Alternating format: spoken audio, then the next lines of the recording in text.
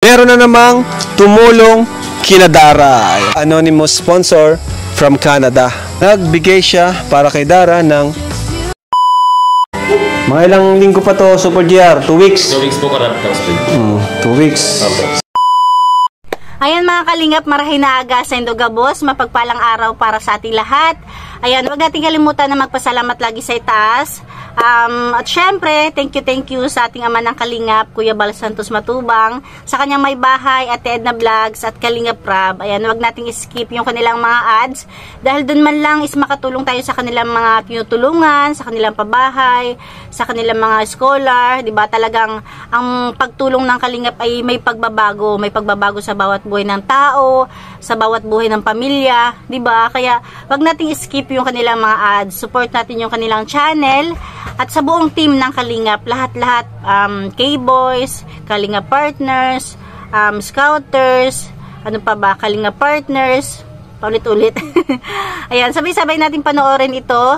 Nandito si Kalingap Rab sa bahay nila Dara para ibalita ang magandang sorpresa dahil may bagong sponsor si Dara na binigyan siya ng malaking halaga. Magkano ba? Tapos, update din tayo sa bahay nila Dara dahil 2 weeks na lang daw matatapos na. Nakaka-excite. Ayan, sabay-sabay natin panoorin. Ayun, mga Kalingap, welcome back sa ating channel. At muli andito tayo sa ongoing pabahay natin, pinaka-latest pabahay natin, ang bahay ni Dara. Ano? Ang napaka-independent, napaka-strong woman, napaka-tapang, no? Napakasipag, at nagsisilbing magulang, nanay at tatay sa kanyang kapatid na si Bea. So, ayan po. Ngayon, i-update po namin kayo sa bahay ni Dara.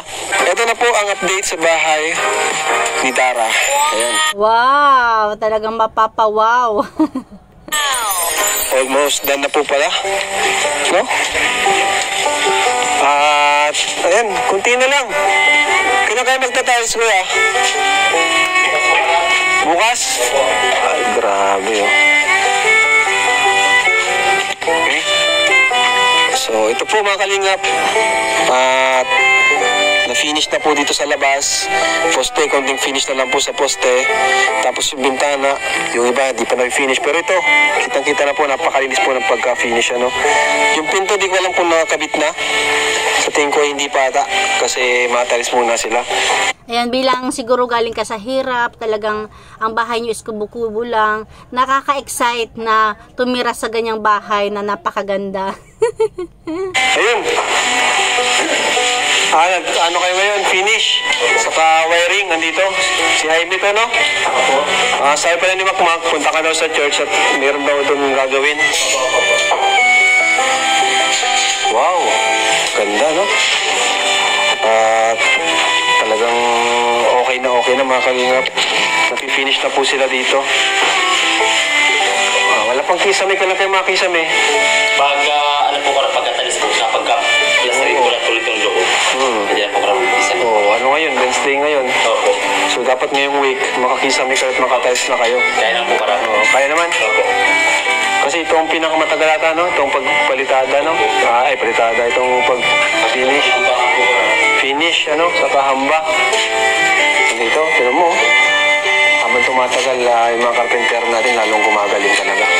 Tama, 'di ba? Habang tumatagal, pagaling ng pagaling, pabilis ng pabilis. Imagine, kaya isama natin lagi sa pray natin sila Kalingap, buong team, para mas marami sila matulungan. Imagine kung monthly magkaroon sila ng pabahay, OMG, sa loob ng isang taon, napakarami nilang mapapabahayan. Kaya naman talaga, wag natin skip yung kanilang mga ads. Kulitong finish, Ayan, Tapos ito na nga yung kusina.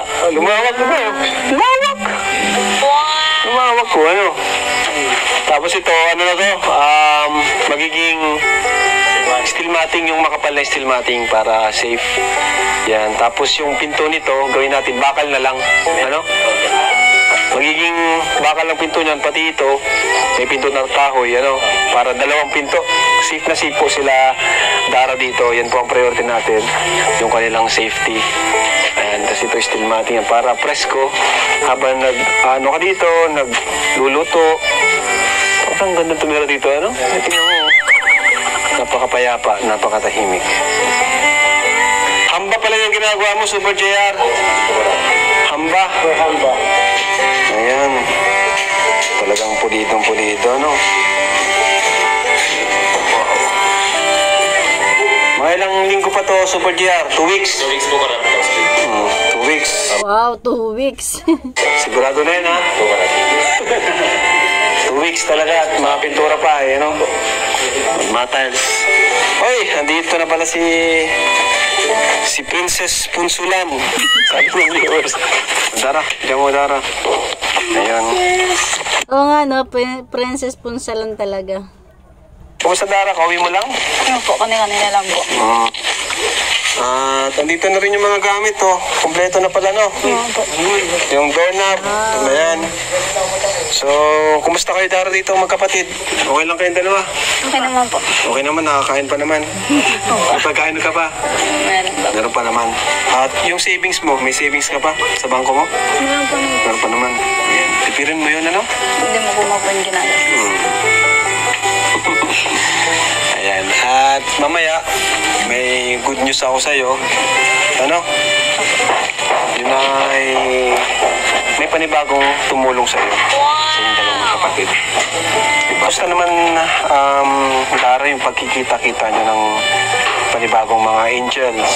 Basta nag-enjoy ka ba? Sobrang nag-enjoy po. May panibagong nakalala Nakilala. Pero tuwing may nangyaring ganong get together nyo ng Kalingap Angels, masaya ka naman. Sobra po. Doon ka nalilibang, ano? Sobra po. Kumusta yung pag-aaral mo pala? Okay naman po. Okay naman, nag-exam na ba kayo? Bukas po. Bukas, ayan, mag-aaral Ngayon po ka. kasi sa matin lang po. Mag-aaral ka mamaya. Bukas, half day lang po. Mga hapon. Ayan, so itong mga karpentero natin, okay naman sila dito. Okay naman po. At least di ka na natatakot dito. Hindi naman po. Natutuwa nga po pag pag bagong gising ko. Bakit? Pag nakikita ko pa yung bahay. Pag unti-unti yung nabubuo. Tuwing gigising ka, ano? Lapit na to, Dara. Baka pag natapos itong bahay mo, Dara, hindi mo na kayo pansinin. Hindi mo po. Talaga? Sobrang thank you nga po. Ayan, at so ito na yung announcement natin, mga Kalingap. Dahil meron na namang tumulong kina Dara. Ayan, palapakan natin. Ayan, syempre, sponsor siya. Ay, yung magpabanggit ng pangalan, grabe tong sponsor na to, ano? Ang sabihin na lang daw, anonymous sponsor from Canada. Ayan. Thank you po. Ayan. Nagbigay siya para kay Dara ng 22,000 pesos. Ayan, so grabe, napakalaking pera nun, ano? So, ano, Dara? Bibigyan ko na ba sa'yo ngayon? O ano? Kayo muna po magtago. Ako na lang magtatago. Yun, naisip ko rin na ganun, na dapat meron ka rin, ano, kumbaga, may pera ka rin na pinapatago sa akin, no? Kasi pangit din kasi kapag lahat ng pera ay nasa iyo, syempre di maiwasan magastos, no? Syempre kami naman talaga gusto namin matulungan kayong dalawang magkapatid. O syempre di mawawala dyan yung may maghihingi sa iyo, ano? Kasi alam nila na may pera ka. So naiisip ko din na Wait lang. Tumpak. Tama talaga si Kalinga Prab, 'di ba? Talagang ang pagtulong nila talaga nakapokus sila kay Dara tapos kay Bea na pero open pa rin naman si Kalinga Prab na tumulong sila Dara sa mga kapatid, sa kamag-anak, pero hindi as in lahat. Kaya mas mabuti talaga 'yan naisip ni Kalinga Prab. Talagang napakabait na, napakamatulungin na, matalino pa. mas okay kung meron ka ring pera sa akin, no? So yung 22,000 from sponsor from Canada, tatago ko, ilista ko na lang para di ko makalimutan, para pag in the future kung kailangan mo ng pera, may pera ka sa akin. Pero meron pa rin naman ibang tumutulong sa iyo, no? Saka meron ka rin naman tatanggap sa akin na tulong. So at least meron kang pera.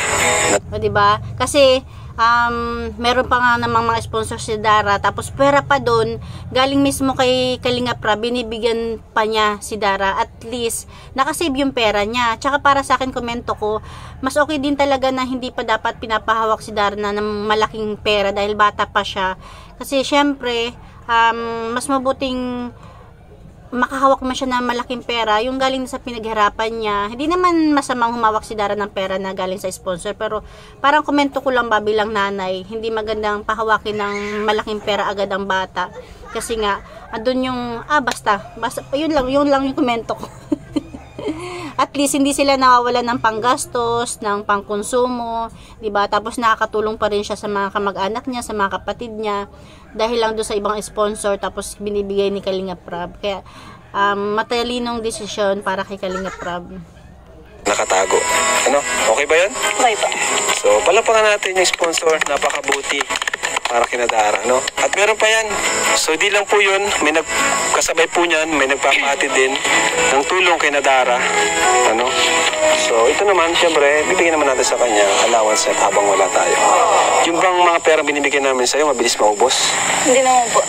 Tiguhulog namin po bawat bigay. Nahulog ka sa, ano? Tapos natira na lang po kami mga pambiling dyan sa bahay po. Kasi di maiwasan, syempre, andyan yung mga kapatid niya, pupunta dyan, ilapit sa kanya. Kaya sana doon sa mga kapatid niya, sa mga kamag-anak niya, is kunting konsiderasyon lang din naman, di ba? Nakakahiya naman kinakalinga Prab kung sasamantalahin. Buti na lang si Dara, marunong talaga. Okay. Pero at least ngayon, meron ka ng pambaon, ano? Siguro, nilibre ka na rin sa mga kaklase mo. Siguro, ang snack mo na, may piatos, may burger, may palamig. Hindi nga po na. Dati ba, di ka hindi ka nag-snack? Hindi po. Walang pera, ano? Wala po. Wala talaga, titi. Di ba yung isang linggo mo, 1K, ano? Opo. Tapos dalawa pa kayo doon. Lahat nandun na, kasama na doon Sa lahat. mga kapatid ko pa po. Grabe, sa mga kapatid pa daw niya, 1K. Ano yun, sobrang ano talaga, tipid. Sobrang tipid. Pero ngayon, nakakatulong ka na rin sa mga kapatid mo. Opo. Ako na po yung nag-aan. Pati yung mga nandun sa barangay site, nakakatulong ka rin sa kanila.